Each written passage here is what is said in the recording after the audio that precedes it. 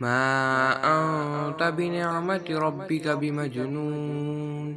وإن لك لأجرا غير ممنون وإنك لعلى خلق عظيم۔ السلام علیکم ورحمۃ اللہ وبرکاتہ۔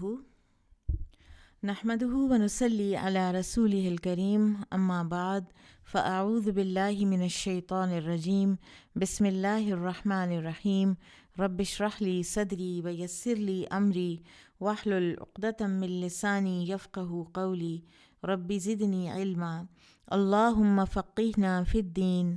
اللہم انی اسألک ایمانا لا یرتد ونعیما لا ینفد ومرافقۃ محمد صلی اللہ علیہ وسلم فی اعلیٰ جنت الخلد، آمین یا رب العالمین۔ آج ہم انشاءاللہ رسول اللہ صلی اللہ علیہ وسلم کا خلق عظیم اخلاق پڑھیں گے۔ اللہ سبحانہ و تعالیٰ نے نبی صلی اللہ علیہ وسلم کے اخلاق کی خود قرآن حکیم میں یہ تعریف فرمائی ہے، وَإِنَّكَ لَعَلَىٰ خُلُقٍ عَظِيمٍ، اور یقیناً آپ خلق عظیم پر فائز ہیں، اخلاق کے عظیم مرتبے پر فائز ہیں۔ تو انشاءاللہ ہم دیکھیں گے کہ رسول اللہ صلی اللہ علیہ وسلم کا اخلاق کیسا تھا، زندگی کے کن کن پہلوؤں میں ہمیں رسول اللہ صلی اللہ علیہ وسلم کے عظیم اخلاق سے رہنمائی ملتی ہے۔ ہم دیکھتے ہیں کہ رسول اللہ صلی اللہ علیہ وسلم کی جو شخصیت ہے اس میں ایک بڑی تاثیر تھی، بڑی ایک جیسے میگنیٹک کشش ہوتی ہے ایک انسان میں۔ جو شخص بھی آپ صلی اللہ علیہ وسلم کے قریب ہوا ہے وہ متاثر ہوئے بغیر نہیں رہ سکا۔ وہ اسلام قبول اگر نہیں بھی کر پایا لیکن وہ آپ صلی اللہ علیہ وسلم کے اعلیٰ اخلاق کا ضرور گرویدہ ہو جاتا تھا، اور آپ کے بدترین دشمن بھی آپ کے بہترین اخلاق کی تعریف پر مجبور ہوئے ہیں۔ اور اس کی وجہ یہی ہے کہ اللہ سبحانہ و تعالیٰ نے نبی اکرم صلی اللہ علیہ وسلم کی تعلیم و تربیت خود فرمائی ہے۔ آپ صلی اللہ علیہ وسلم پر جو قرآن نازل ہوا، جو تربیت آپ کو ایمان کی اور عمل کی دی گئی، آپ نے اس کو اپنی عملی زندگی میں اس طرح سے شامل کیا کہ آپ قرآن کی تعلیمات کی ایک چلتی پھرتی عملی تصویر بن گئے۔ سیدہ عائشہ رضی اللہ تعالیٰ عنہا سے کسی نے نبی کریم صلی اللہ علیہ وسلم کے اخلاق کے متعلق پوچھا تو انہوں نے فرمایا تھا کہ کیا تم قرآن مجید کی تلاوت نہیں کرتے؟ انہوں نے عرض کی میں قرآن مجید پڑھتا ہوں۔ تو سیدہ عائشہ رضی اللہ عنہا نے فرمایا کہ اللہ کے نبی صلی اللہ علیہ وسلم کا اخلاق قرآن ہی ہے، یعنی کان خلقہ القرآن، آپ کا قرآن ہی تو آپ کا اخلاق ہے۔ اگر تم قرآن پڑھتے ہو تو پھر تمہیں پوچھنے کی ضرورت ہی نہیں پیش آنی چاہیے۔ اور رسول اللہ صلی اللہ علیہ وسلم اعلیٰ اخلاق کی توفیق بھی مانگا کرتے تھے اللہ تعالیٰ سے۔ آپ یوں دعا کیا کرتے تھے، وَاہْدِنِي لِأَحْسَنِ الْأَخْلَاقِ لَا يَهْدِي لِأَحْسَنِهَا إِلَّا أَنْتَ وَاصْرِفْ عَنِّي سَيِّئَهَا لَا يَصْرِفُ عَنِّي سَيِّئَهَا إِلَّا أَنْتَ، اے اللہ عمدہ اخلاق و عادات کی طرف میری رہنمائی فرما، اس لیے کہ بلا شبہ ان کی توفیق تجھی سے مل سکتی ہے، اور برے اخلاق اور عادات مجھ سے دور فرما دے کیونکہ ان کو صرف تو ہی پھیر سکتا ہے۔ ہم یہ دیکھتے ہیں کہ جب بھی کسی چیز کی تکمیل ہونی ہو نا، یا پوری طرح سے اس کو انڈرسٹینڈ کرنا ہو یا پوری طرح سے اس پر عمل کرنا ہو، تو پھر اس کے دونوں پہلوؤں پر غور بھی کرنا چاہیے اور اس کے دونوں پہلوؤں پر ہی عمل بھی کرنا چاہیے۔ اور وہ دو پہلو کون سے ہیں؟ ایک ایفرمیشن اور ایک نگیشن، ایک اثبات اور ایک نفی۔ ایک تو یہ کہ اچھا اخلاق نبی صلی اللہ علیہ وسلم نے مانگا، اور دوسرے برے اخلاق سے پناہ بھی مانگی، کیونکہ اگر کوئی انسان ہے اور وہ ویسے بڑا مہمان نواز ہے لیکن ساتھ وہ بیٹھ کے تو لوگوں کی غیبت کرتا ہے، چغلیاں اٹھاتا ہے، کوئی ویسے تو بہت زیادہ سخی ہے، وہ بہت زیادہ دینے والا ہے، لیکن ساتھ ہی ساتھ وہ ریاکاری بھی کرتا ہے، تو نبی صلی اللہ علیہ وسلم نے پوری اخلاق کی جو تکمیل ہے وہ مانگی ہے کہ عمدہ اخلاق بھی مجھے حاصل ہوں اور برے اخلاق اور عادات سے مجھے اللہ تعالیٰ تو دور بھی کر دے۔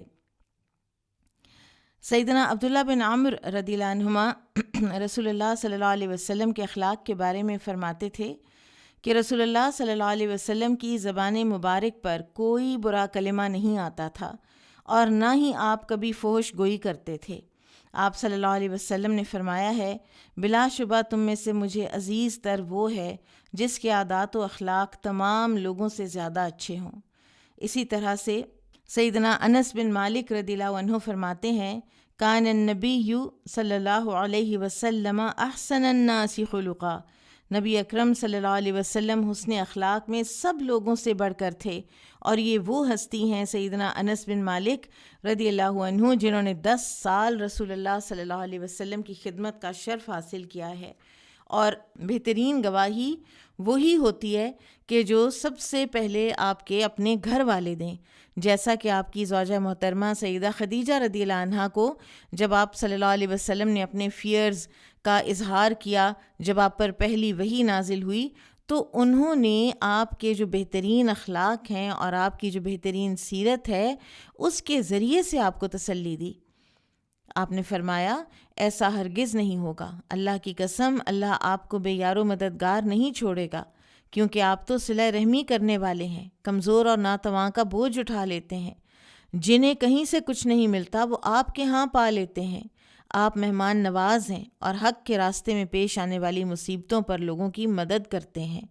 تو لہٰذا اس سے ایک اور بہت اہم نقطہ ہمیں پتہ چلتا ہے سیدہ خدیجہ رضی اللہ عنہا کی اس بات سے کہ اچھے اخلاق والے لوگ ہو ہی نہیں سکتا کہ وہ ضائع ہو جائیں۔ ان کی جو اچھائی ہے، ان کی جو گڈنس ہے، اس کا کوئی نہ کوئی پازیٹیو اور بہترین نتیجہ ضرور نکلتا ہے۔ اور رسول اللہ صلی اللہ علیہ وسلم خود بھی اعلیٰ اخلاق کے مرتبے پر فائز تھے، اور امت مسلمہ کو خوبصورت عادات اور خوبصورت اخلاق اور بلند پایا جو ایک اطوار ہیں، طریقہ زندگی ہے، اس کی تعلیم و تربیت دینے کی ذمہ داری سونپی گئی رسول اللہ صلی اللہ علیہ وسلم کو۔ آپ نے فرمایا، بعثت لأتمم حسن الاخلاق، مجھے بہترین اخلاق کی تکمیل کے لیے مبعوث کیا گیا ہے۔ اور اگر ہم اپنے ریچولز ادا کرتے رہیں، لیکن جہاں ہمارا معاملہ انسانوں کے ساتھ آئے اور اس میں ہم بد اخلاق ہوں، تو آپ دیکھیے کہ ریچولز کے حوالے سے تو اللہ تعالیٰ جس کو چاہے معاف کر دے، اپنے جو حقوق ہیں ان کے لیے اللہ تعالیٰ نے بہت کڑی نظر نہیں رکھی۔ کوئی یہ نہیں ہے کہ انسان نماز، روزہ، حج وغیرہ نہ کرے، لیکن بہرحال جو حقوق العباد ہیں ان پر بہت کڑی نظر ہے، اور یہ حقوق العباد ہی ہیں کہ جو انسان صراط کراس بھی کر گئے تو قنطرہ پہ جا کر جو روکے جائیں گے، تو وہ جنہوں نے حقوق العباد میں کوئی ایک دوسرے کے اوپر ایسے ظلم کیے ہوں گے تو اس کی وجہ سے ان کے کوئی لین دین ہوگا۔ تو اخلاق کی تکمیل کے لیے یہ دین آیا ہے، یہ صرف ریچولز کے لیے نہیں ہے۔ ہمارے ہاں انفارچونیٹلی بہت زیادہ ریچولز پر توجہ اور اخلاقی جو پہلو ہے اسلام کا، اس کے اوپر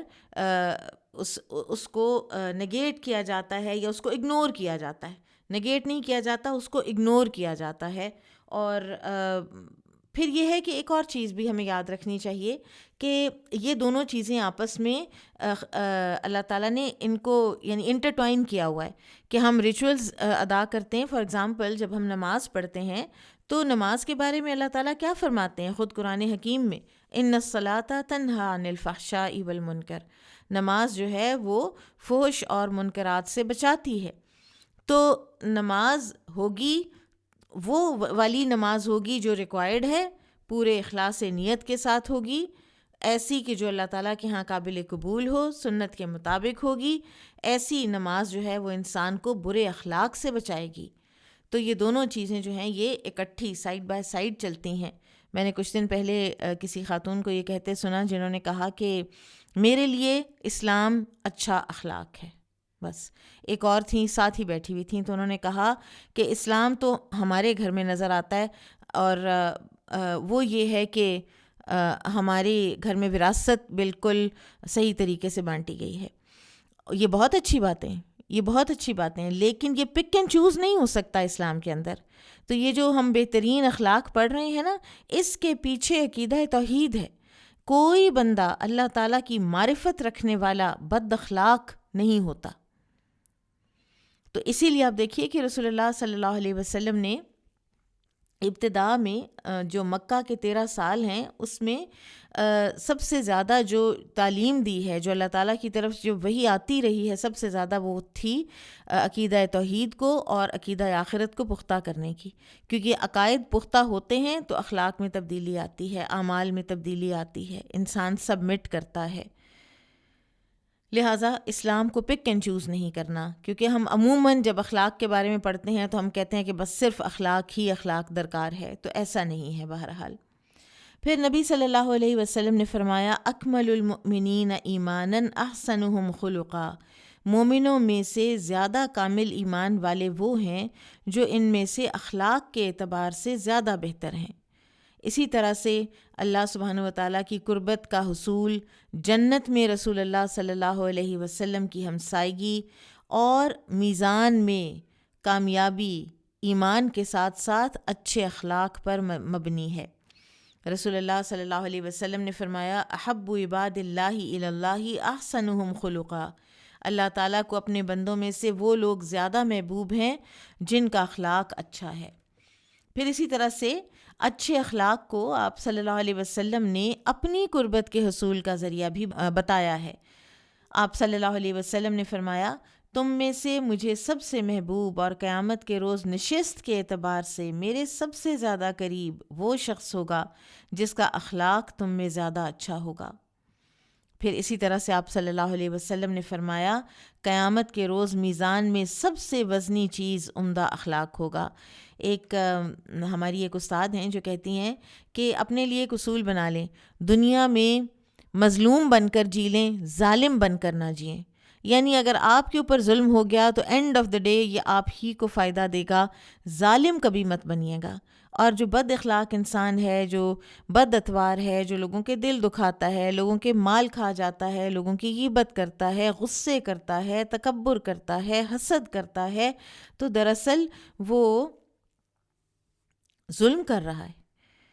وہ دوسرے انسانوں پر ظلم کر رہا ہے۔ تو ظلم جو ہے اس کی پوچھ ہونی ہے۔ قیامت کے دن کے اندھیروں میں سے اندھیرا ہے ظلم۔ پھر اسی طرح سے آپ صلی اللہ علیہ وسلم نے فرمایا بلا شبہ مومن اپنے حسن اخلاق کی بنا پر روزہ دار، شب زندہ دار کا درجہ حاصل کر لیتا ہے۔ یعنی جو کئی لوگ ہوتے ہیں کہ جو نفلی عبادات بہت زیادہ کرتے ہیں، اور کچھ لوگ ہوتے ہیں کہ جن کی نفلی عبادات تو کم ہوتی ہیں لیکن وہ اخلاق میں اتنے اچھے ہوتے ہیں کہ وہ انہی کا درجہ پا لیتے ہیں۔ آئیے ہم دیکھتے ہیں کہ رسول اللہ صلی اللہ علیہ وسلم کے جو اخلاق حسنہ ہیں ان میں ہمارے لیے کیا کیا باتیں ہیں، کیا کیا تعلیمات ہیں، اور اس کی وجہ یہ ہے کہ ہمیں اپنی زندگی نبی صلی اللہ علیہ وسلم کے مطابق گزارنے کا حکم دیا گیا ہے۔ اللہ تعالیٰ سورۃ الاحزاب میں فرماتے ہیں لقد کان لکم فی رسول اللہ اسوۃ حسنہ لمن کان یرجو اللہ والیوم الآخر وذکر اللہ کثیرا،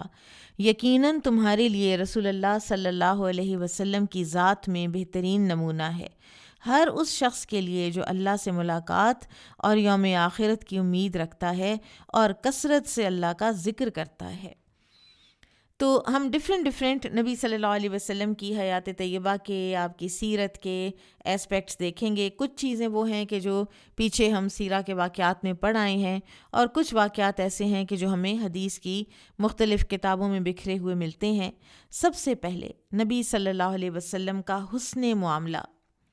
غیروں کو اپنا بنانے اور اپنوں کی محبت کو مستحکم کرنے میں حسن معاملہ کا بڑا عمل دخل ہے، اور رسول اللہ صلی اللہ علیہ وسلم ہر شخص سے نہایت محبت اور شفقت سے پیش آتے تھے اور اسمائل کرتے تھے۔ آپ اتنا مسکراتے تھے کہ ایک صحابی کہتے ہیں کہ میں نے آپ صلی اللہ علیہ وسلم سے زیادہ مسکراتے ہوئے کسی کو دیکھا ہی نہیں۔ پھر آپ صلی اللہ علیہ وسلم ایسے محسوس کراتے تھے مجلس کے ہر انسان کو کہ جیسے تم ہی سب سے زیادہ امپورٹنٹ ہو، اور اسی وجہ سے ہر انسان خود کو بڑا کانفیڈنٹ اور بڑا اہم محسوس کرتا تھا، اور اس کو پتہ تھا کہ میں نے جب نبی صلی اللہ علیہ وسلم سے بات کرنی ہے تو آپ نے سننی ہے۔ یہاں تک کہ ایک بوڑھی عورت جو ہے وہ بھی آپ کو ہاتھ پکڑ کے ایک سائڈ پہ لے جایا کرتی تھی اور اپنی بات کر لیا کرتی تھی۔ آپ لوگوں سے معاملات طے کرتے وقت بھی نرمی برتتے، لین دین کے معاملات میں بہت شفقت فرماتے، حق سے زیادہ دینا آپ کا ایک ریگولر عمل تھا، آپ زیادہ دیتے تھے، جو قیمت بھی طے ہوئی، کوئی چیز خریدی ہے تو اس سے زیادہ ہی دیا ہے آپ صلی اللہ علیہ وسلم نے۔ اور دشمن کو بھی دین کی دعوت دیتے ہوئے آپ کا لہجہ انتہائی ملائم نرم ہوتا، جس سے دشمن کے دل متاثر ہوتے اور وہ آپ کے قریب ہونے پر مجبور ہو جاتے تھے۔ صحابہ کرام کے ساتھ جو ایک معاشرہ تھا مدینہ میں، اس میں آپ صلی اللہ علیہ وسلم ہر ایک کے ساتھ ان کی خوشیوں میں شریک ہوتے، ان کے بیماروں کی تیمارداری کرتے، ان کی ضروریات بخوشی پوری فرماتے، ان کی دعوت قبول کرتے، وفات پانے والوں کی نماز جنازہ پڑھتے اور ان کے لیے بخشش کی دعائیں کیا کرتے تھے۔ یعنی معاشرے میں فعال زندگی گزارتے تھے۔ کوئی آپ صلی اللہ علیہ وسلم سیکلوڈڈ آئسولیٹڈ نہیں تھے کہ میں تو لوگوں کو ملنا ہی نہیں چاہ رہا، کہ میری تو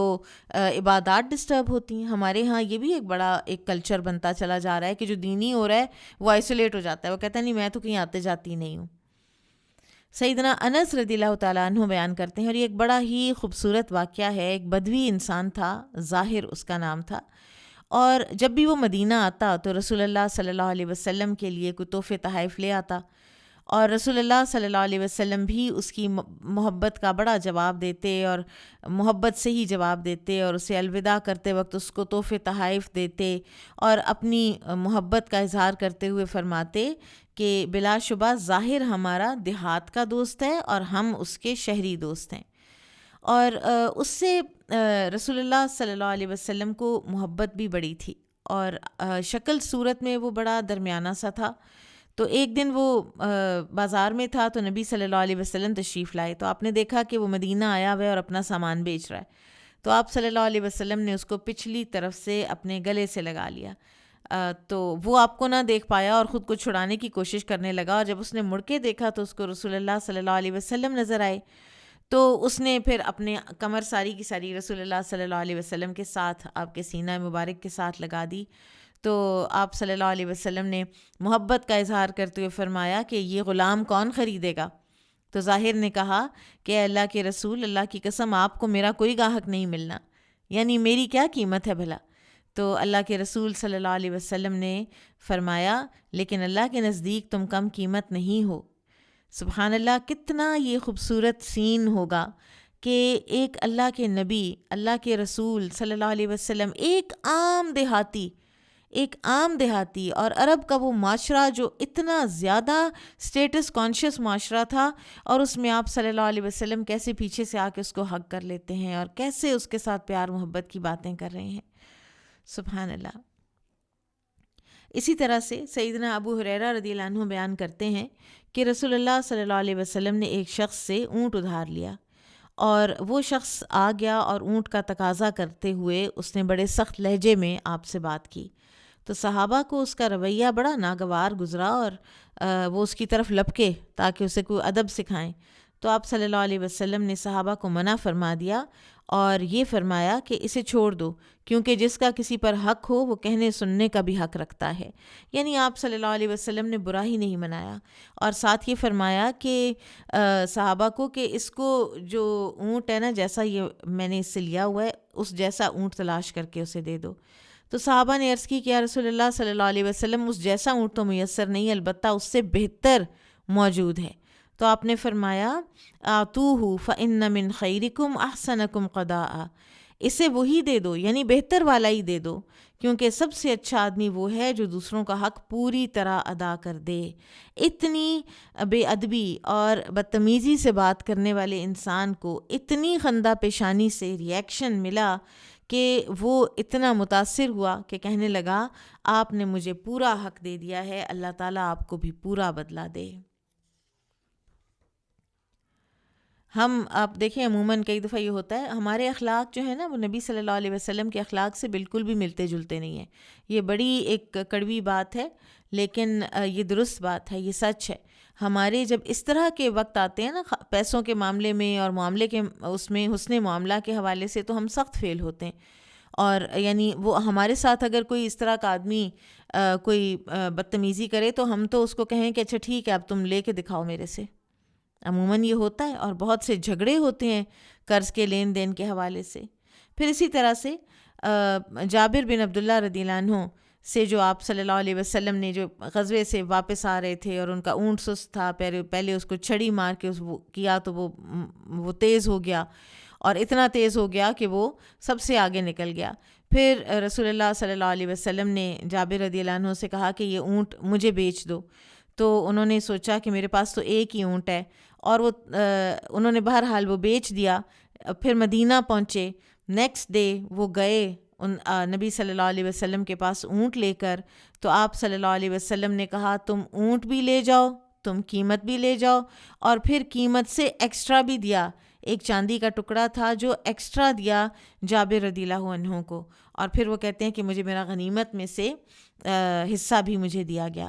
تو یہ حسن معاملہ تھا آپ صلی اللہ علیہ وسلم کا. دیکھا جابر کے پاس اونٹ ہے اور وہ سست ہے، اور جابر کے والد کی احد میں شہادت ہوئی ہے، وہ مکروز تھے. اور اتنا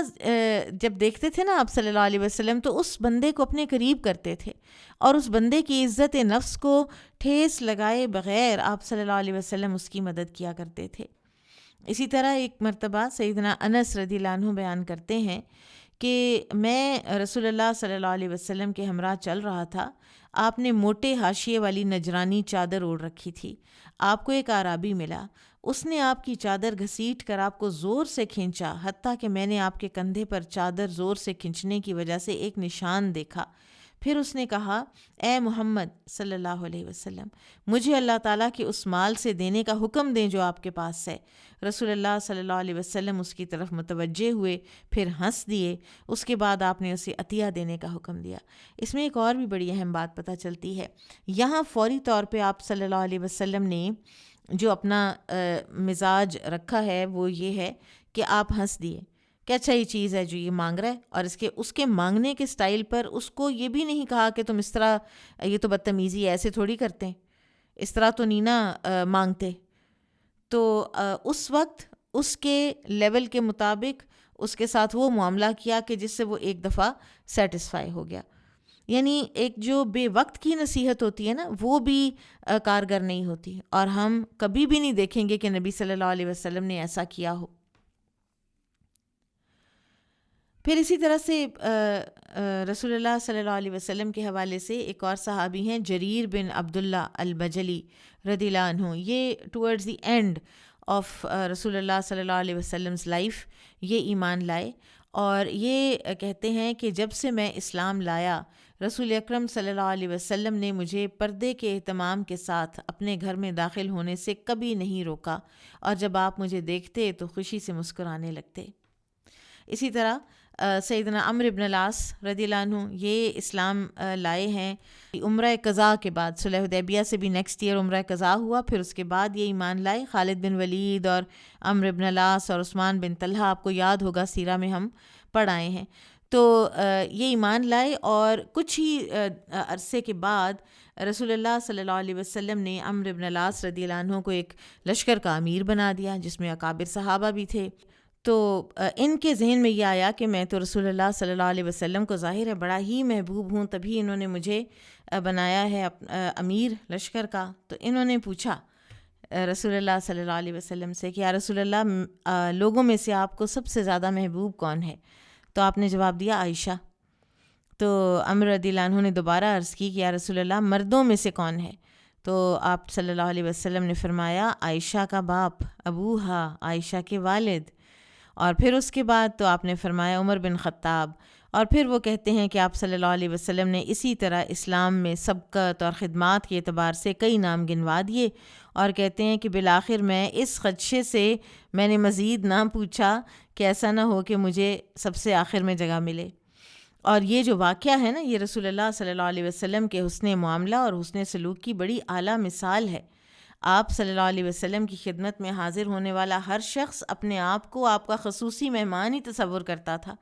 اور آپ کی یہ شفقت اور رحمت صرف مسلمانوں کے لیے ہی نہیں تھی بلکہ غیر مسلموں سے بھی اسی طرح آپ حسن سلوک کے ساتھ پیش آیا کرتے تھے۔ غرباء اور مساکین کو بھی آپ کی خصوصی توجہ حاصل تھی۔ غلاموں سے آپ حسن سلوک کرتے، یتیم، بیوہ، نادار لوگ بھی آپ کے حسن سلوک سے فیضیاب ہوئے۔ خواتین کو آپ نے باعزت مقام و مرتبہ دلوایا، یہاں تک کہ جانور بھی آپ کے حسن سلوک کی وجہ سے اپنے مالکوں کے ظلم و ستم سے نجات پا گئے۔ یعنی پورے کا پورا معاشرہ نبی صلی اللہ علیہ وسلم کے حسن سلوک اور حسن معاملہ سے مستفید ہوا۔ پھر اسی طرح سے آپ صلی اللہ علیہ وسلم نے گھریلو زندگی کو امن اور خوشیوں کا گہوارہ بنایا، جس کے لیے آپ صلی اللہ علیہ وسلم نے ایک اصول دے دیا اور ساتھ ہی اگزامپل بھی بتا دی، خیرکم خیرکم لأہلہ وأنا خیرکم لأہلی، تم میں سے بہترین وہ ہے جو اپنے گھر والوں کے لیے بہتر ہو، اور تم سب کی نسبت میں اپنے گھر والوں کے لیے میں بہتر ہوں۔ سبحان اللہ، اگزامپل بھی دے دی کہ میری اگزامپل فالو کرو، میں اپنی ازواج مطہرات کے ساتھ کیسا ہوں مجھے دیکھا کرو، اور دوسرے یہ کہ اتنا ہائی سٹیٹس ہے اس انسان کا کہ جو اپنے گھر والوں کے لیے اچھا ہے، اپنی فیملی کے لیے اچھا ہے۔ ایک بڑا خوبصورت اور it's a beautiful incident basically, اور ہیومن نیچر کو اتنا وہ اچھے طریقے سے ایکسپلین کرتا ہے کہ نبی صلی اللہ علیہ وسلم ایک ازواج مطہرات میں سے ایک کے پاس تشریف فرما تھے، ان کی باری کا دن تھا۔ اب ایک اور جو ازواج مطہرات میں سے تھیں، انہوں نے وہ کوکنگ سنیں بہت اچھا کرتی تھیں، تو انہوں نے کوئی چیز کوک کر کے ایک پیالے میں ڈال کر بھیج دی۔ اب یہ جن کی باری تھی ان کو غیرت آ گئی، تو انہوں نے وہ جو خادم لے کر آیا تھا نا پیالہ، تو اس کے ہاتھ پر یعنی وہ پیالے پر مارا تو پیالہ گر گیا اور ٹوٹ گیا۔ تو نبی صلی اللہ علیہ وسلم نے ان کو کچھ نہیں کہا، اپنی زوجہ محترمہ کو کچھ نہیں کہا، اور آپ صلی اللہ علیہ وسلم نے پیالے کے ٹکڑے جمع کیے، پھر جو کھانا اس پیالے میں تھا اسے بھی جمع کرنے لگے، اور خادم کو کہا تمہاری ماں کو غیرت آ گئی ہے۔ یعنی وہ بھی ایک وہ جو سائیکولوجیکل یا جذبات کی ایک جو ہے نا قدر کرنا اور اس کا مارجن دینا ایک انسان کو، وہ بھی ہمیں نبی صلی اللہ علیہ وسلم کی سیرت طیبہ میں حیرت انگیز لیول کی ملتی ہے کہ آپ صلی اللہ علیہ وسلم نے اتنا بھی نہیں ان کو کہا کہ یہ آپ نے کیا کیا، اس کی کیا ضرورت تھی، آپ نہ کھائیں، آپ واپس بھیج دیں، لیکن اس کی کیا ضرورت تھی؟ نہیں، آپ صلی اللہ علیہ وسلم انڈرسٹوڈ کہ یہ ہو سکتا ہے، تمہاری ماں کو غیرت آ گئی ہے، کوئی نیگیٹو کامنٹ نہیں دیا اور نہ ہی ان کی سرزنش کی، اور پھر آگے کیا کیا، پھر خادم کو روک رکھا، حتیٰ کہ وہ جو بیوی ہیں جن کی باری تھی، جنہوں نے پیالہ توڑا تھا، ان کا ایک پیالہ جو ہے نا وہ لے کر وہ خادم کو دیا اور کہا کہ یہ واپس لے جاؤ، اور ٹوٹا ہوا پیالہ اس بیوی کے گھر رہنے دیا جس نے اسے توڑا تھا۔ سبحان اللہ،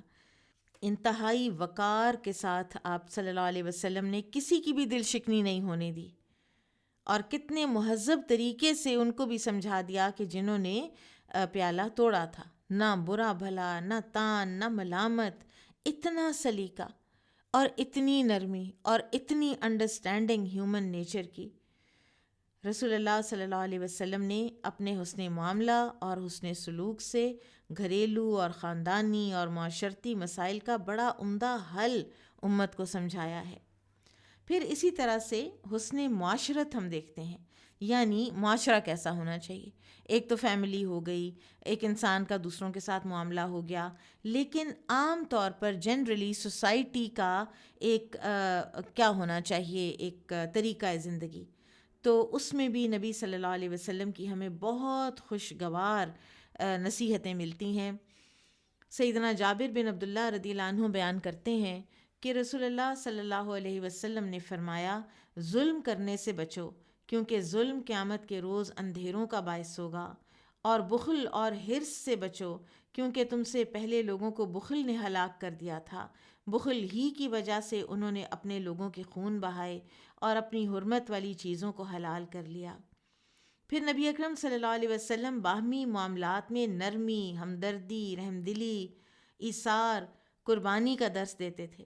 آپ نے فرمایا، یقیناً اللہ بہت نرمی فرمانے والا ہے، نرمی کو پسند کرتا ہے، وہ نرمی پر وہ کچھ عنایت فرماتا ہے جو ترشی اور سختی پر عطا نہیں کرتا، اور جو نرمی کے سوا کسی چیز پر بھی عطا نہیں کرتا۔ آپ کو یاد ہوگا وہ بڑی ایک مشہور حدیث ہے کہ جو یہودیوں نے آ کر رسول اللہ صلی اللہ علیہ وسلم کو کہا تھا السلام علیکم، جس کا کہ معنی ہے کہ نعوذ باللہ تمہیں موت آ جائے۔ تو سیدہ عائشہ کہتی ہیں کہ میں ان کی بات سمجھ گئی، میں نے انہیں جواب دیا کہ تمہیں موت آئے اور تم پر اللہ کی لعنت برسے۔ تو رسول اللہ صلی اللہ علیہ وسلم نے سیدہ عائشہ رضی اللہ عنہا سے فرمایا کہ اے عائشہ ٹھہرو، اللہ تعالیٰ تمام معاملات میں نرمی اور مہربانی پسند کرتا ہے۔ تو سیدہ عائشہ کہتی ہیں کہ میں نے عرض کیا اے اللہ کے رسول، کہ آپ نے نہیں سنا کہ انہوں نے کیا کہا ہے؟ آپ صلی اللہ علیہ وسلم نے فرمایا تو میں نے وعلیکم کہہ کر جواب دے دیا تھا، بس بات ختم ہو گئی۔ آپ صلی اللہ علیہ وسلم نے وہ جو نیگیٹو ورڈ تھا نا السام، اس کو بھی نکال دیا، صرف علیکم۔ سبحان اللہ۔ اور ہمارے ہاں کوئی اس طرح کہے تو ہم تو واپسی ریئیکشن دیں، سیدہ عائشہ سے بھی زیادہ سخت ہی ہم کوئی دیں، لیکن نبی صلی اللہ علیہ وسلم نے وعلیکم۔ پھر اسی طرح سے لین دین اور تجارتی معاملات میں آپ صلی اللہ علیہ وسلم انتہائی کھرے تھے، اور صحابہ کو بھی آپ صلی اللہ علیہ وسلم نے تجارتی معاملات میں تلخ کلامی وغیرہ سے باز رہنا جو ہے وہ سکھایا۔ پھر اسی طرح مکروز سے ہمدردی اور نرمی کرنے والوں کو بڑی شاندار دعا دی آپ صلی اللہ علیہ وسلم نے۔ آپ صلی اللہ علیہ وسلم نے فرمایا اللہ تعالیٰ اس شخص پر رحم فرمائے جو بیچتے، خریدتے اور تقاضا کرتے وقت نرمی اور کشادہ دلی کا مظاہرہ کرے۔ آپ دیکھیں اگر ہم ان پر عمل پیرا ہو جائیں تو ہماری سوسائٹی کیسے نمونہ بن جائے ایک خوش دلی کا اور خوشگواری کا۔ یہ جو لڑائیاں ہو رہی ہوتی ہیں، جھگڑے ہو رہے ہوتے ہیں، کبھی ریڑھی والے سے جھگڑا ہو رہا ہوتا ہے کہ مجھے 5 روپے چھوڑ دو تو اب تم 3 روپے چھوڑ دو، کبھی اس کو چینج میں زیادہ دے دیا کریں، کبھی وہ آپ کو 10 روپے میں سے 3 روپے آپ کے واپس دینے لگے تو آپ کہیں کہ یہ تم ہی رکھ لو۔ یہ اللہ تعالیٰ کی رحمت آتی ہے اس عمل سے، اور نبی صلی اللہ علیہ وسلم نے دعا کی ہے ایسے انسان کے لیے۔ پھر اسی طرح سیدہ عائشہ بیان کرتی ہیں کہ رسول اللہ صلی اللہ علیہ وسلم نے اپنے دروازے پر 2 لوگوں کے جھگڑنے کی آواز سنی، اونچی اونچی ان کی آوازیں آ رہی تھیں۔ ایک شخص دوسرے سے اپنے قرض کا طلبگار تھا، جو مقروض تھا وہ رعایت مانگ رہا تھا۔ تو جو قرض خواہ تھا نا، اس نے کہا اللہ کی قسم میں ایسا نہیں کروں گا، میں تمہیں رعایت نہیں دوں گا، میں اپنے پورے پیسے لوں گا۔ تو نبی صلی اللہ علیہ وسلم تشریف لائے اور آپ نے کیا فرمایا، اچھا کام نہ کرنے پر اللہ کی قسمیں کھانے والا کون ہے؟ یہ اتنا اچھا کام ہے کہ مقروض کو مہلت دے دو، نہیں تو اس کو کچھ نہ کچھ قرض بیچ میں سے معاف کر دو، رعایت دے دو، یہ تو اچھا کام ہے، اور تم قسم کھا رہے ہو، یہ کون ہے جو ایسی قسم کھا رہا ہے؟ تو صحابی فوراً سمجھ گئے اور انہوں نے کہا یا رسول اللہ اب میرا بھائی جو چاہے وہی لے لے، یعنی قرض میں یا تو کمی کا آپشن لے لے اور یا پھر مہلت لے لے، میں دونوں باتوں کے لیے تیار ہوں۔ آپ صلی اللہ علیہ وسلم فرماتے تھے کہ جس شخص نے کسی تنگ دست کو مہلت دی یا اس کا کچھ قرض معاف کر دیا، اللہ تعالیٰ قیامت کے روز اسے اپنے عرش کا سایہ عطا کرے گا، اس روز اس کے سائے کے سوا کوئی سایہ نہیں ہوگا۔ اور معاشرے میں جو سوسائٹی کا آپس کا ریلیشن شپ ہے، اس کے حوالے سے آپ صلی اللہ علیہ وسلم کی کیا تعلیم تھی؟ آپ فرماتے تھے کہ جو شخص اللہ کے نام سے پناہ مانگے اسے امان دے دو، جو شخص اللہ کے نام سے سوال کرے اسے عطا کر دو، جو تمہاری دعوت کرے اس کی دعوت قبول کر لو، جو تمہارے ساتھ احسان کرے اسے اچھا بدلہ دے دو، اگر اسے بدلے میں کچھ نہ دے سکو تو اس کے لیے اتنی دعائیں کرو کہ تمہیں یقین ہو جائے کہ تم نے اس کے احسان کا بدلہ چکا دیا ہے۔ پھر اسی طرح سے عزیز و اقارب کے ساتھ معاشرے میں حسن سلوک سے پیش آنا، تو اس کی آپ صلی اللہ علیہ وسلم نے ہمیں کیسے اتنی بڑی ایک انسینٹیو دے دیا نا، کہ جو چاہتا ہے کہ اس کے رزق میں فراخی ہو اور اس کی عمر لمبی ہو تو وہ صلہ رحمی کرے۔ عموماً پھر صلہ رحمی مشکل ہو رہی ہوتی ہے نا، تو کسی نے اگر آپ کے ساتھ زیادتی کر دی تو پھر تو انسان کئی دفعہ بہت ہی دل گرفتہ ہو جاتا ہے۔ تو نبی صلی اللہ علیہ وسلم نے ہمیں اتنا بڑا انسینٹیو دے دیا، وہی بات کہ جو ہمیں چیز پسند ہوتی ہے، جو انسان کو چیز پسند ہے، اس کے ذریعے سے آپ صلی اللہ علیہ وسلم نے صلہ رحمی پر انکریج کیا۔ پھر حسن معاشرت کے بعد اگلی چیز ہم دیکھتے ہیں نبی صلی اللہ علیہ وسلم کا عفو درگزر. آپ بہت معاف کرتے تھے، بہت نرم خو تھے، بہت رحم دل، بہت مہربان تھے. اور آپ کی خود قرآن میں اللہ تعالیٰ نے یہ تعریف فرمائی ہے، فَبِمَا رَحْمَةٍ مِّنَ اللَّهِ لِنْتَ لَهُمْ وَلَوْ كُنْتَ فَظًّا غَلِيظَ الْقَلْبِ لَانفَضُّوا مِنْ حَوْلِكَ فَاعْفُ عَنْهُمْ وَاسْتَغْفِرْ لَهُمْ. پھر اے نبی صلی اللہ علیہ وسلم، آپ اللہ کی رحمت کے باعث ان کے لیے نرم ہو گئے. اگر آپ بدخلق سخت دل ہوتے تو یقیناً وہ سب آپ کے پاس سے منتشر ہو جاتے. بس آپ ان سے درگزر کریں اور ان کے لیے بخشش مانگیں. یہ اللہ تعالیٰ کا دیا ہوا یہ ٹریٹ تھا نبی صلی اللہ علیہ وسلم کے اندر، لوگوں کو معاف کرنا، لوگوں کے لیے نرم ہونا. اور سائیکولوجیکلی جو سخت ہوگا اور جو نیگیٹو ہوگا، جو بات بات پہ ڈانٹ ڈپٹ کرے گا، جو بات بات پہ تانے دے گا، پنچنگ باتیں کرے گا، ایسے لیڈر سے لوگ منتشر ہو جاتے ہیں. اس کے پاس کوئی ٹھہرنا نہیں چاہتا. کوئی اپنی مجبوری سے رہے تو رہے، ورنہ ادروائز اس کے ساتھ کوئی بھی رہنا نہیں چاہتا. اور اب دیکھیے کہ ایک انسان جب نرم ہوتا ہے نا، تو وہ جب سخت طبیعتوں سے ٹکراتا ہے تو اس کو اتنا نقصان نہیں ہوتا. لیکن دو سخت طبیعتیں اگر آپس میں ٹکرائیں تو پھر بہت معاشرے میں انتشار پھیلتا ہے. نبی صلی اللہ علیہ وسلم کے عفو درگزر کی کچھ مثالیں ہم سیرہ میں پڑھ آئے ہیں. طائف کے دن کیا ہوا، اہل طائف نے کیا کیا نبی صلی اللہ علیہ وسلم کے ساتھ. آپ کو پتھر مارے، آپ کو لہو لہان کیا. اللہ تعالیٰ نے جبرائیل علیہ السلام کے ساتھ پہاڑوں کے فرشتے کو بھیجا اور آپ کو یہ چوائس دی کہ آپ جو چاہیں میں تعمیل کے لیے حاضر ہوں. اگر آپ چاہیں تو مکہ کے دونوں جانب جو پہاڑ ہیں ان کے درمیان یہ اہل طائف کو کچل دوں.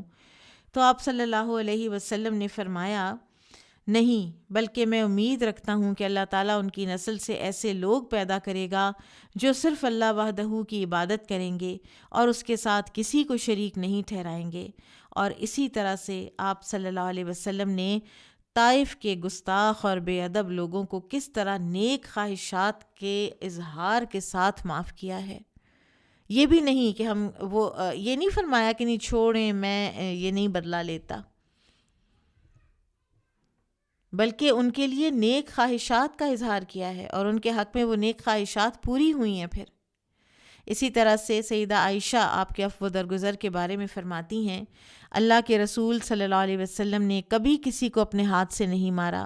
کبھی کسی عورت اور خادم کو نہیں پیٹا، سوائے اس کے کہ جہاد فی سبیل اللہ میں کسی کو مارا ہو. اور اگر کسی نے آپ کو تکلیف پہنچائی ہو تو آپ اس سے ہرگز بدلہ نہ لیتے، سوائے اس کے کہ کوئی شخص کسی حرام کام کا مرتکب ہوتا تو آپ اللہ تعالیٰ کے لیے اس سے انتقام لیتے. آپ نے سیرہ میں پڑھا تھا، آپ کو یاد ہوگا غزوہ ذات الرقاع میں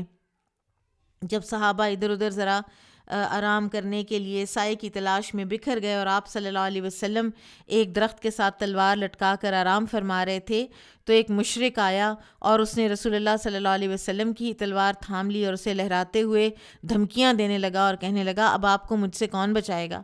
تو آپ صلی اللہ علیہ وسلم نے فرمایا مجھے میرا اللہ تم سے بچائے گا. اور اتنا سننا تھا کہ اس مشرک پر اتنا روب طاری ہوا کہ اس کے ہاتھ سے تلوار گر گئی اور وہ دبک کے آپ کے قدموں میں بیٹھ گیا. تو رسول اللہ صلی اللہ علیہ وسلم نے صحابہ کو بلایا اور ساری بات سنائی. صحابہ کو بڑا غصہ آیا اور ان کا دل کیا کہ اس کی کوئی گت بنائی جائے. تو آپ صلی اللہ علیہ وسلم نے نہ صرف انہیں منع کر دیا بلکہ مہربانی فرماتے ہوئے اسے معاف بھی کر دیا. اسی طرح سیدنا عمرو بن العاص بیان کرتے ہیں کہ رسول اللہ صلی اللہ علیہ وسلم کی نرم دلی، نرم مزاجی اور عفو درگزر کی خوبیاں تورات میں بیان ہوئی ہیں. وہ کہتے ہیں کہ تورات میں بیان ہوا ہے کہ اللہ نے آپ کو ڈرانے والا اور امیین کی نگہبانی کرنے والا بنا کر بھیجا ہے. تو میرا بندہ اور میرا رسول ہے، میں نے تیرا نام متوکل رکھا ہے. نہ تو بدخلق ہے اور نہ سنگ دل، نہ تو بازاروں میں شور و شغب کرنے والا ہے، نہ برائی کا بدلہ برائی سے دیتا ہے، بلکہ درگزر اور مہربانی فرماتا ہے. اللہ تعالیٰ اسے اس وقت تک ہرگز موت سے دوچار نہیں کرے گا جب تک کہ اس کے ذریعے سے ایک کج رو ٹیڑھی قوم کو سیدھا نہ کر دے. اور وہ سوائے اس کے کہ وہ لا الہ الا اللہ کہنے لگیں اور اس کے ذریعے سے اندھے بینا ہو جائیں اور بہرے کان سننے لگیں اور بستہ دل کھول دیے جائیں۔ یہ صحیح بخاری کی حدیث ہے۔ پھر آپ دیکھیے کہ رسول اللہ صلی اللہ علیہ وسلم نے فتح مکہ پر کیسا عفو درگزر کا ایک مثال قائم کی تھی کہ جس کی کوئی نظیر دنیا ہی میں نہیں ملتی۔ جس دن وہ یہ سمجھ رہے تھے کہ آج تو ہماری خیر ہی نہیں، اور وہ خون کے پیاسے دشمن تھے اور آپ صلی اللہ علیہ وسلم کو پتہ تھا، تو آپ نے فرمایا اذهبوا فانتم طلقاء، جاؤ تم سب آزاد ہو۔ اور آپ نے فرمایا کہ میں تمہیں وہی الفاظ کہتا ہوں جو یوسف علیہ السلام نے اپنے بھائیوں سے کہے تھے، لا تثریب علیکم اليوم یغفر اللہ لکم وہو ارحم الراحمین، آج تم پر کوئی ملامت نہیں، اللہ تمہاری مغفرت کرے اور وہ ارحم الراحمین ہے۔ ایسے سناٹے میں آئے وہ بدترین دشمن، اور پھر ایک ایک کر کے وہ تقریباً سارے ہی مسلمان ہو گئے تھے۔ مکہ میں جب آپ صلی اللہ علیہ وسلم نے اسلام کی تبلیغ شروع کی ہے تو اہل مکہ نے جس طرح سے پرسیکیوشن کی ہے اور جتنا آپ صلی اللہ علیہ وسلم کو ستایا ہے، اس کے واقعات سیرت کی کتاب میں ہم پڑھ آئے ہیں، سیرت کے واقعات میں ہم پڑھ آئے ہیں کہ ایک دفعہ جو آپ صلی اللہ علیہ وسلم نماز پڑھ رہے تھے اور وہ ایک بدبخت جو ہے وہ بچہ دانی اونٹ کی اٹھا لایا اور آپ صلی اللہ علیہ وسلم کے اوپر لا کے تو پھینک دی اور آپ سجدے ہی میں رہے، اور پھر سیدہ فاطمہ رضی اللہ عنہ آئیں اور انہوں نے پھر وہ اٹھائی اور پھر آپ اٹھے، اور آپ صلی اللہ علیہ وسلم نے کوئی بالکل ایسا ریئیکشن نہیں کیا۔ ہاں یہ ضرور ہے کہ آپ صلی اللہ علیہ وسلم نے اس وقت اللہ تعالیٰ سے ان لوگوں کے لیے بد دعا کی تھی کہ یا اللہ تو ابو جہل سے انتقام لے، عتبہ بن ربیعہ، شیبہ بن ربیعہ، ولید بن عتبہ، امیہ بن خلف، عقبہ بن ابی معیط کو ہلاک کر دے۔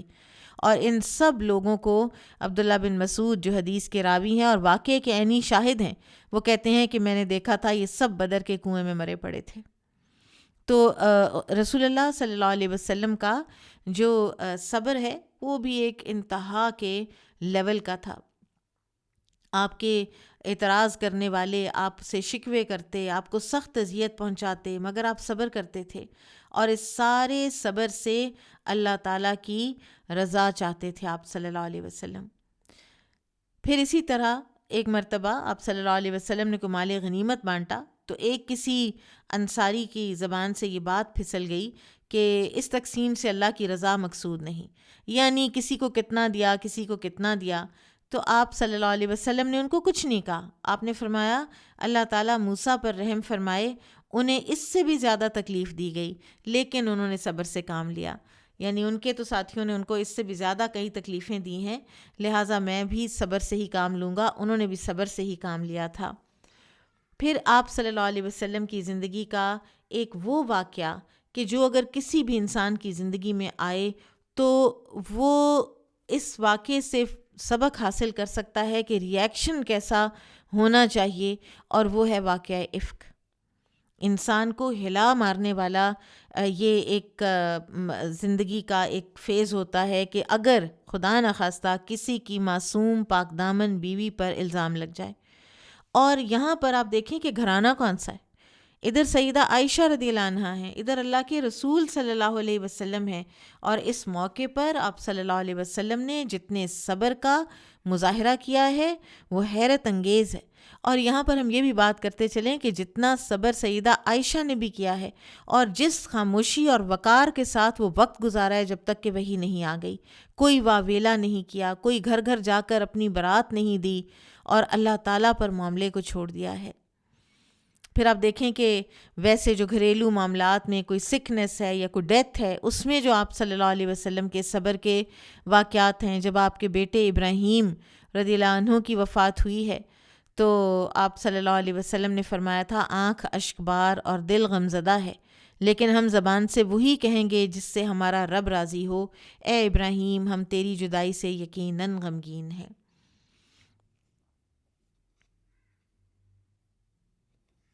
اور مصائب پر جو صبر کرنے کا ایک فلسفہ ہے نا جو نبی صلی اللہ علیہ وسلم نے بتایا ہے، جس سے کہ دل بڑھتا ہے، جس کے بعد پھر انسان کو ہوتا ہے کہ ٹھیک ہے ہم صبر کر سکتے ہیں اور اس صبر سے خیر ہی خیر نکلے گی۔ کہ آپ صلی اللہ علیہ وسلم نے فرمایا نبیوں پر سب سے سخت آزمائش آتی ہے، پھر جو ان کے بعد سب سے افضل ہیں، پھر جو ان کے بعد سب سے افضل ہیں۔ بندے پر اس کے دین کے مطابق آزمائش آتی ہے، اگر وہ اپنے دین اور ایمان میں مضبوط ہو تو اس کی آزمائش بھی سخت ہوتی ہے، اگر اس کا ایمان نرم ہو تو اس کے ایمان کے مطابق آزمائش آتی ہے۔ بندے پر آزمائش اور مصیبت آتی رہتی ہے، حتیٰ کہ اسے ایسا کر کے چھوڑتی ہے کہ وہ زمین پر چل پھر رہا ہوتا ہے اور اس کے ذمے کوئی گناہ باقی نہیں رہتا۔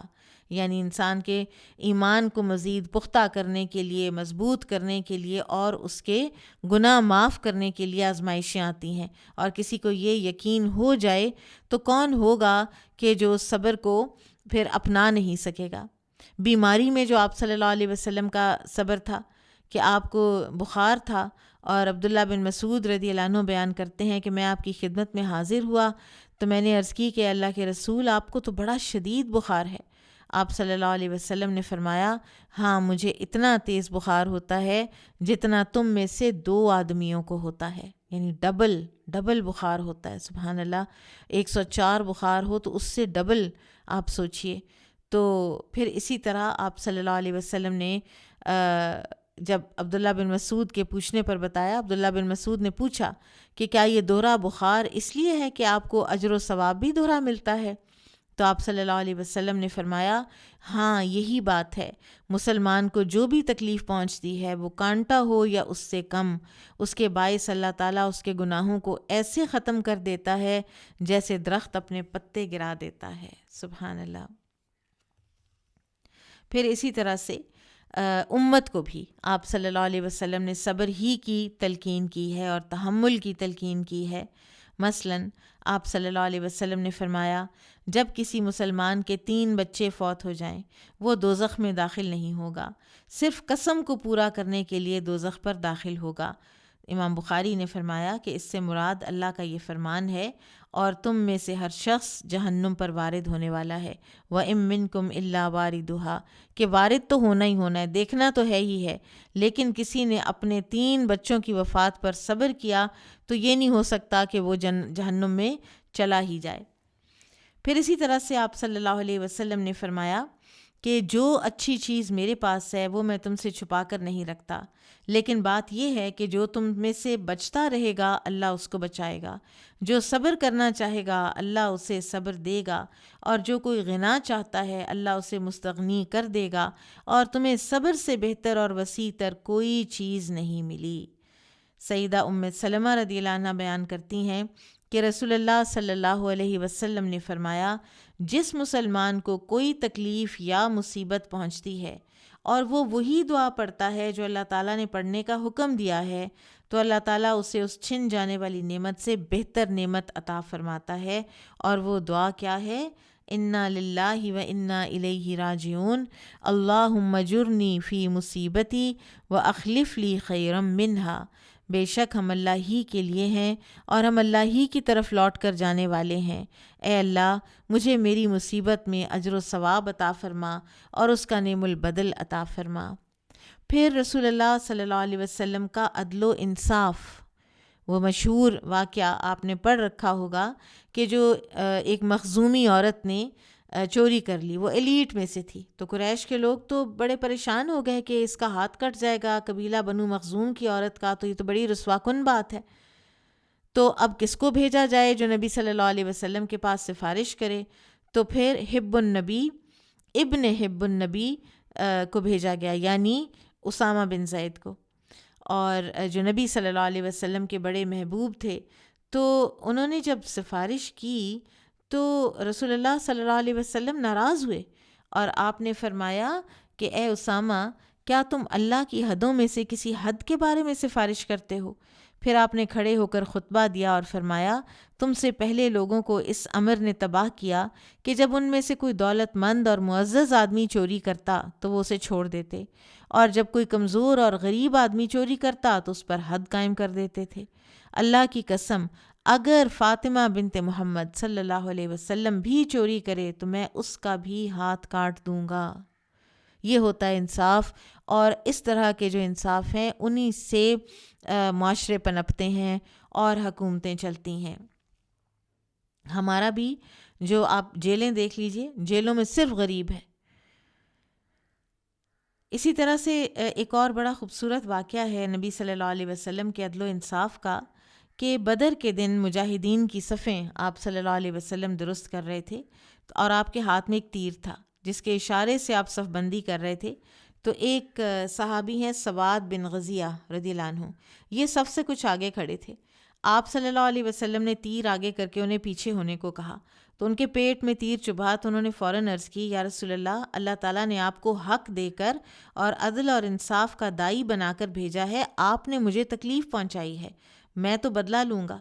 تو آپ صلی اللہ علیہ وسلم نے فوراً اپنے پیٹ سے کپڑا ہٹایا اور فرمایا بدلہ لے لو۔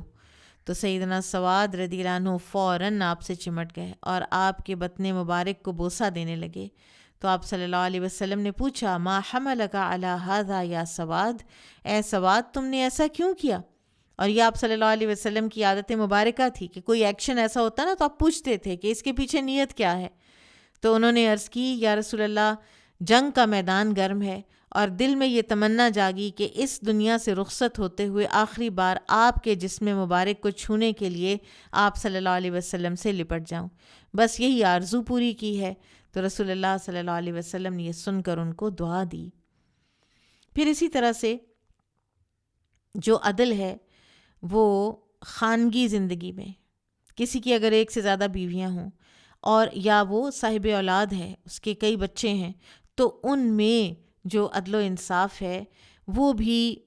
نبی صلی اللہ علیہ وسلم نے کر کے دکھایا ہے، اور وہ بہت ضروری ہے، ورنہ معاشرے بھی ہیلدی نہیں ہو سکتے اگر گھر جو ہے وہ ہیلدی نہیں ہوگا۔ تو رسول اللہ صلی اللہ علیہ وسلم اگر سفر پہ روانہ ہونا ہے تو یہ نہیں ہوتا تھا کہ پک اینڈ چوز، حالانکہ اللہ تعالیٰ نے آپ کو اجازت دی ہوئی تھی، آپ پر انصاف کرنے کی ذمہ داری اللہ تعالیٰ نے ڈالی ہوئی نہیں تھی، لیکن آپ صلی اللہ علیہ وسلم نے اپنے اوپر یہ بات لاگو کی ہوئی تھی کہ میں نے انصاف کرنا ہے۔ آپ قرآن اندازی کرتے تھے، جن ازواج مطہرات میں سے جن کا نام نکلتا وہ ساتھ جایا کرتی تھیں۔ پھر اسی طرح سے بچوں میں عدل و انصاف کرنے کی آپ صلی اللہ علیہ وسلم تلقین کیا کرتے تھے۔ سیدنا نعمان بن بشیر بیان کرتے ہیں کہ ان کی پیدائش پر ان کے والد نے انہیں ایک باغ تحفے میں دیا، تو ان کی جو والدہ ہیں نا، انہوں نے کہا کہ میں اپنے بیٹے کا یہ تحفہ اس شرط پر قبول کروں گی کہ رسول اللہ صلی اللہ علیہ وسلم اس پر گواہ بن جائیں۔ تو سیدنا بشیر جو ہیں رضی اللہ عنہ، یہ رسول اللہ صلی اللہ علیہ وسلم کے پاس آئے تو آپ نے پوچھا، کیا تم نے اپنے سارے بچوں کو ایسے تحفے دیے ہیں؟ تو انہوں نے عرض کیا نہیں۔ تو اس پر آپ صلی اللہ علیہ وسلم نے فرمایا، اللہ سے ڈرو اور اپنی اولاد کے درمیان عدل کرو، اور پھر یہ بھی فرمایا کہ میں ظلم پر گواہ نہیں بنتا، میں اس ظلم پر گواہ نہیں بنوں گا کہ ایک بچے کو تم نے دیا اور دوسرے بچے کو تم نے نہ دیا۔ اور اسی طرح سے آپ صلی اللہ علیہ وسلم نے فرمایا، بڑی ہی خوبصورت حدیث ہے اور بڑی ہی موٹیویٹ کرنے والی حدیث ہے کہ یقیناً انصاف کرنے والے قیامت کے روز رحمان کی دائیں جانب نورانی ممبروں پر رونق افروز ہوں گے، اور رحمان عز و جل کے دونوں ہاتھ ہی دائیں ہیں، وہ لوگ جو اپنے فیصلوں اہل و عیال اور ماتحتوں کے ساتھ عدل کرتے ہیں۔ سبحان اللہ۔ اللہ تعالیٰ ہمیں توفیق عطا فرمائے کہ ہم نبی صلی اللہ علیہ وسلم کے اسوہ حسنہ سے کچھ سیکھ سکیں، کچھ حاصل کر سکیں، کیونکہ یہی راہ نجات ہے، اس کے بغیر نجات نہیں ہے، اس کے بغیر ہمارا کوئی چارہ نہیں ہے۔ اور اگر ہم نبی صلی اللہ علیہ وسلم کے اسوہ حسنہ کے مطابق اپنے اخلاق کو نہیں ڈھالتے تو پھر اس کا مطلب ہے کہ نہ تو ہم نے اتباع سنت کی اور نہ ہی ہم نے اسلام کو صحیح طرح سے سمجھا اور پہچانا۔ بارک اللہ فیکم، سبحانک اللہم و بحمدک، اشہد ان لا الہ الا انت، استغفرک و اتوب الیک۔ السلام علیکم و رحمۃ اللہ وبرکاتہ۔